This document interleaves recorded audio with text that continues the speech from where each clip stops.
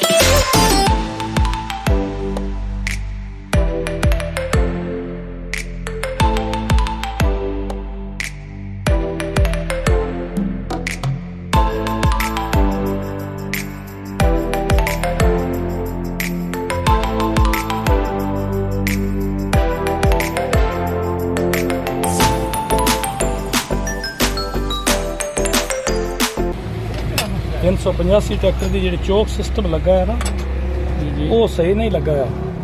ਇਹ ਚੌਕ ਸਿਸਟਮ ਇੱਥੇ ਚੌਕ ਲਾਈ ਹੈ ਨਾ, ਇੱਕ ਆਸਾਨੀ ਨਾਲ ਬਿਲਕੁਲ ਹਲਕੀ ਚੌਕ ਹੋਵੇਗੀ, ਸਿੱਧੀ ਚੌਕ ਹੋਵੇਗੀ। ਉਹ ਮੁੜ ਕੇ ਚੌਕ ਜਾਂਦੀ ਹੈ ਤੇ ਉਹ ਬੜੀ ਭਾਰੀ ਚੌਕ ਹੈ, ਉਹ ਖਿੱਚਣ ਹੀ ਨਹੀਂ ਹੁੰਦੀ, ਕੋਈ ਦਿਨਾਂ ਬਾਅਦ ਉਹ ਜਾਮ ਹੋ ਜਾਂਦੀ ਹੈ। ਇਹ 240 ਦੀ ਚੌਕ ਲਾ ਰਹੇ ਹਾਂ ਅਸੀਂ ਇਸ ਨੂੰ, ਇੱਥੇ ਆਸਾਨੀ ਨਾਲ खिंची जाएगी। अल्ट्रेशन करके वीवर्स इसकी चौक लगाई जा रही है। मैसी फर्गूसन 385 को 240 वाली चौक लगाई जा रही है।